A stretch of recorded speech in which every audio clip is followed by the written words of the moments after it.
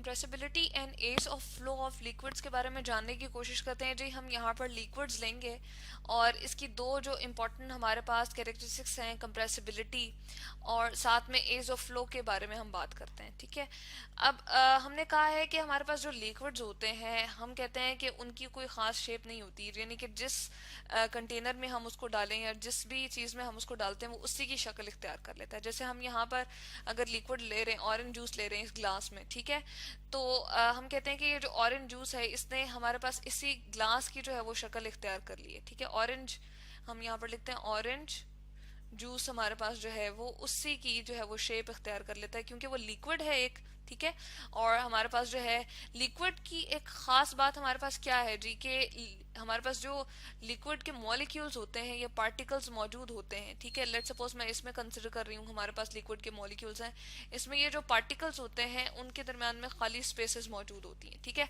जगह अब खाली मौजूद है तो वो क्या कर सकते हैं, एक दूसरे से स्लाइड कर सकते हैं, इधर उधर जो है वो मूव कर सकते हैं।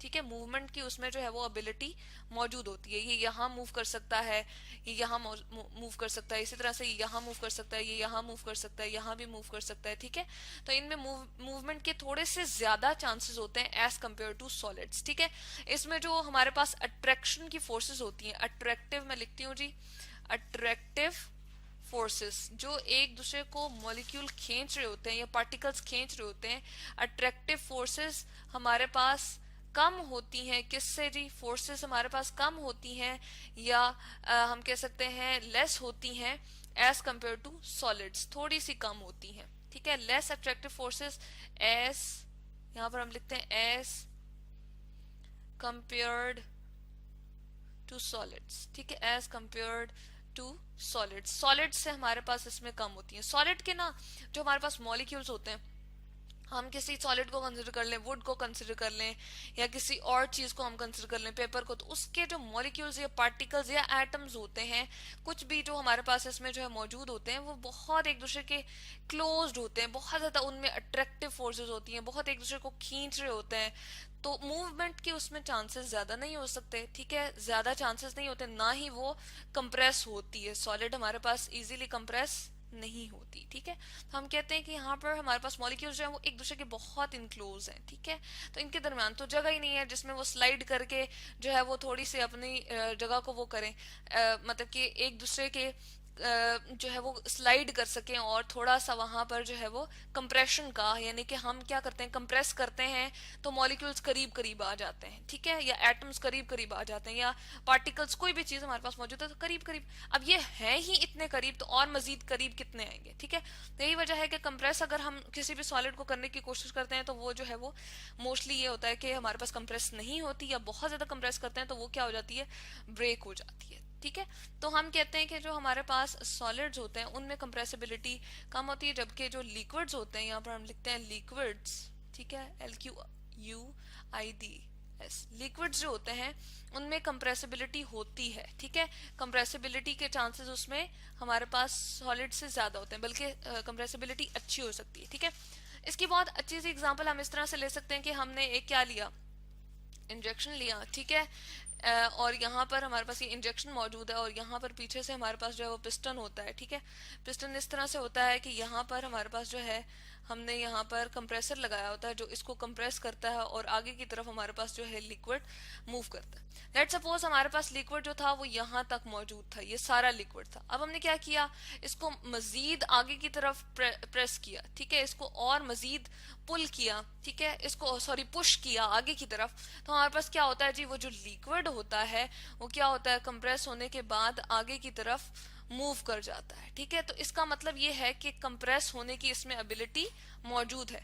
कंप्रेशन के बाद जो है, कंप्रेस जब हो जाता है लिक्विड, तो हमारा ये जो पिस्टन था, ये जो रबर का मोस्टली आपने इंजेक्शन में देखा होगा हमारे पास मौजूद होता है, ये आगे की तरफ मूव करता है और लिक्विड हमारा यहाँ पर कंप्रेस होके यहाँ तक रह जाता है। ठीक है, तो ये हम कंप्रेसिबिलिटी का एक बहुत ही अच्छा सा एक्शन यहाँ पर इसमें इंजेक्शन में देख सकते हैं। ठीक है, तो इसकी क्या वजह है जी? इसकी ये वजह है कि मॉलिक्यूल्स या एटम्स या हमारे पास जो लिक्विड के पार्टिकल्स मौजूद होते हैं उनके दरम्यान में जगह मौजूद होती हैं, स्पेसेस होती हैं।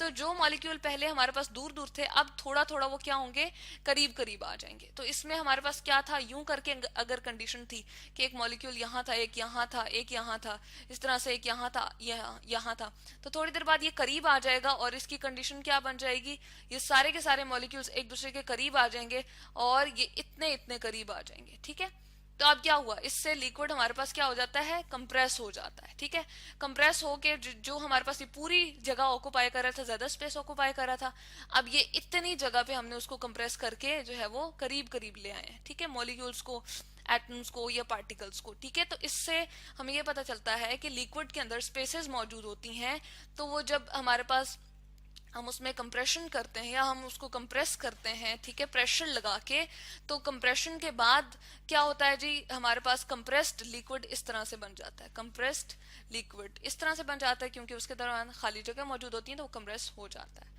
एज ऑफ फ्लो की बात करते हैं। अगेन हमारे पास जो काइनेटिक एनर्जी होती है, हरकत की कुव्वत जो होती है, वो लिक्विड्स में ज्यादा होती है। मोर, मैं यहाँ पर लिखती हूँ मोर काइनेटिक एनर्जी, हरकत की कुव्वत जो होती है हमारे पास लिक्विड के मॉलिक्यूल के अंदर, काइनेटिक एनर्जी हम लिखते हैं जी, वो ज्यादा होती है as compare to solids. Solids में पहले कोई जगह नहीं मौजूद होती, ठीक है, वो मूव कहाँ करेंगे, तो इसलिए हमारे पास वो सिर्फ राउंड मूव कर सकते हैं, ठीक है, यूं करके, या फिर वो थोड़ा सा आगे और थोड़ा सा पीछे मूव करते हैं, टू एंड फ्रो, थोड़ी सी मोशन होती है, थोड़ी सी मूवमेंट होती है। लेकिन जो हमारे पास लिक्विड के मॉलिक्यूल होते हैं वो बहुत आसानी से आगे पीछे मूव कर सकते हैं। ठीक है, तो इस यही वजह है कि अगर हम पानी को देख लें, ठीक है, हमने किसी ग्लास में पानी को डाला है और हम उसको थोड़ा सा अगर टेढ़ा करते हैं तो हमारे पास लिक्विड जो है वो क्या होता है, नीचे की तरफ बह रहा होता है। इसी तरह से हम अगर किसी भी ऑयल को देखें, ठीक है, ये वाटर में यहाँ पर लिख देती हूँ, हमने वाटर लिया, वाटर फ्लो, हम चल लिख देते हैं flow of water from glass. ठीक है, ग्लास से हमारे पास क्या हो रहा है, पानी जो है वो बह रहा है। इसी तरह से अगर हम लेते हैं कोई भी, और हम ऑयल वगैरह ले लेते हैं या किसी के भी कंटेनर में हमने ऑयल डाला, ठीक है, और हम उसको क्या करते हैं, अगेन कोई कंटेनर हमारे पास मौजूद था या ऑयल हमने ले लिया, या जो पेंट हमारे पास लिक्विड फॉर्म में होता है वो भी हमारे पास जो है वो इजीली फ्लो कर रहा होता है। ठीक है, तो यहाँ पर हम देख रहे हैं कि चले हम इसको लिख देते हैं ऑयल। ठीक है, ऑयल की एग्जांपल हमने ले ली, ये हम इसको गिरा के हम देखते हैं कि हमारे पास फ्लो है, तो फ्लो इसमें नजर आ रहा होता है। क्यों आ रहा होता है, क्योंकि इसकी लिक्विड की मॉलिक्यूल के जो है वो हरकत ज्यादा होती है।